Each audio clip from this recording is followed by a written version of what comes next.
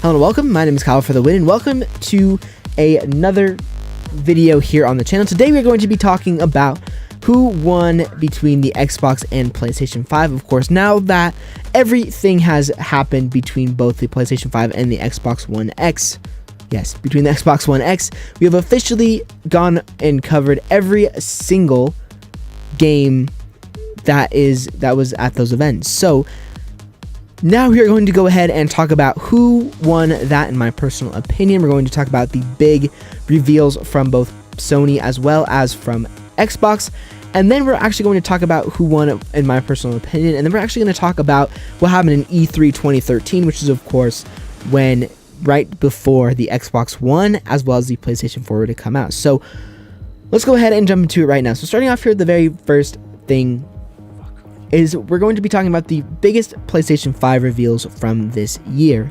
So we had Spider-Man Miles Morales, of course, we had Horizon Zero Dawn 2, we had Gran Turismo 7, we had Ratchet and Clank, and then we had Returnal, Hitman 3, Hotwire Tokyo, as well as NBA 2K21. All of these games look pretty good in my opinion, and these are, of course, all the big quote-unquote launches in my personal opinion.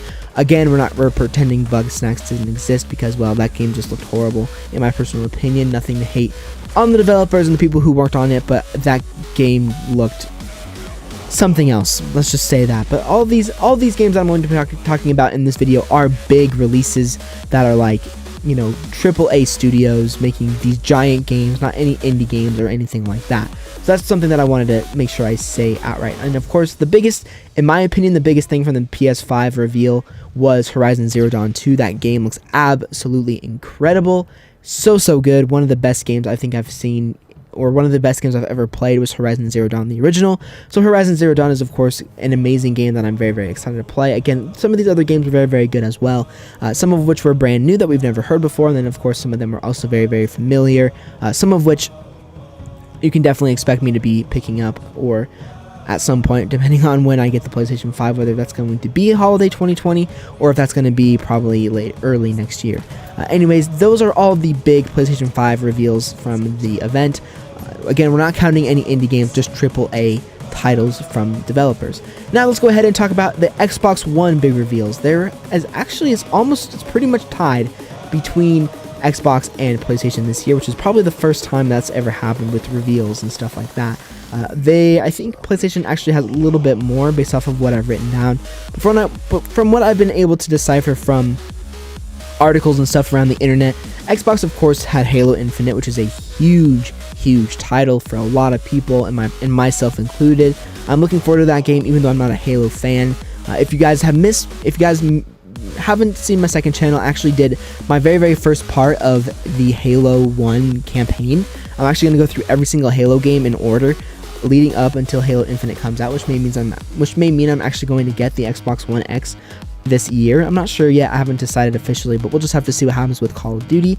And we also have Fable, which is again another big one. A lot of people have been really looking forward to this. Personally, I was too young to ever play any Fable game. I may think about picking up the Fable games and giving them a try at some point here soon. But that was a big deal for a lot of people.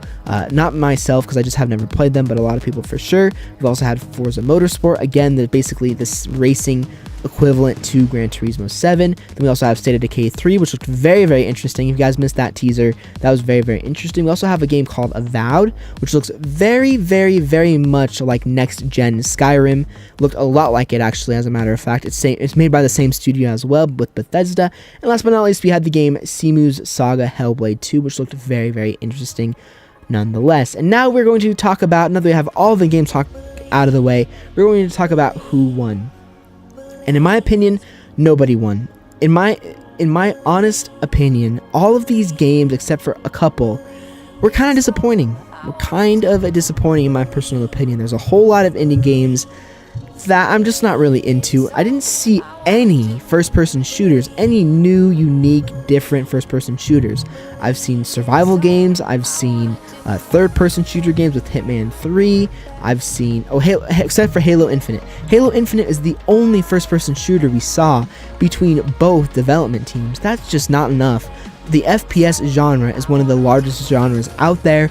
I don't know a single person who plays video games that I know personally that does not play a first-person shooter. Everybody has their first-person shooter that they play, whether that's PUBG, whether that's Apex Legends, whether that's Call of Duty, whether that's Battlefield 5 or Battlefield 1. Doesn't matter.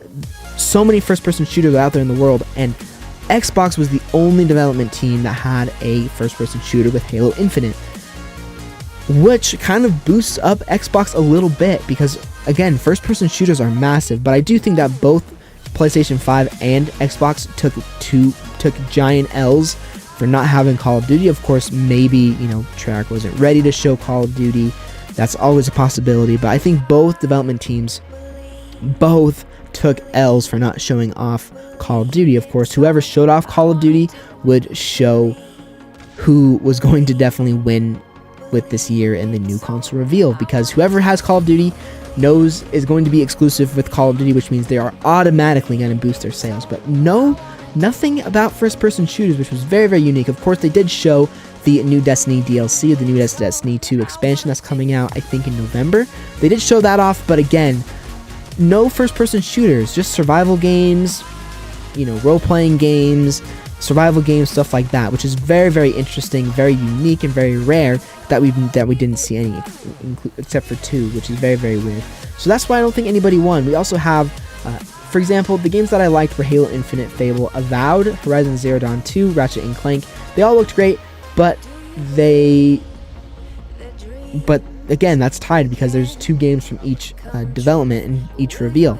And now we're going to talk about something that is going to be maybe a little bit controversial. We're actually going to be talking about E3 2013, where we got some absolutely fantastic titles, and I was honestly disappointed with what we got from these developers. Of course, I was very happy with some games, but compared to this list I'm about to read off to you guys from the Xbox One and the PlayStation 4 event from E3 2013, will definitely make you guys probably feel the same way, because there's a ton of absolutely amazing titles from these 2 games. And during this year, of course, that's the year before these consoles were out. I think actually it was the year of these consoles coming out. That's why I picked E3 2013. But anyways, let's go ahead and get into it. So starting off here with PlayStation 4, we had Killzone Shadowfall, again an FPS that's amazing. We had Batman Arkham Origins, a huge game. The Order 1886, big game. Infamous Second Son, big game. Kingdom Hearts, another one. Assassin's Creed Black Flag, Watch Dogs, Mad Max, and then Destiny.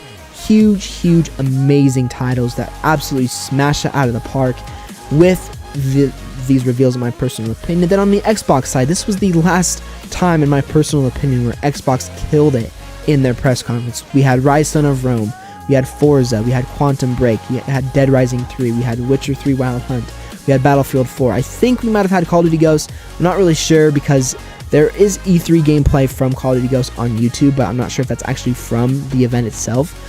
We also have Battlefield 4, and then we also have the Halo Master Chief Collection teaser, or a Halo 5 teaser. I wasn't really sure. They did show Halo in the E3 video that I watched, but it didn't say Halo Master Chief Collection or anything like that. And then last but not least, again, another shooter with Titanfall. And in my opinion, those were how these events should be. They should be absolutely amazing. A ton of AAA titles. Of course, you always have to support the indie game scene, because those people work hard on their games as well.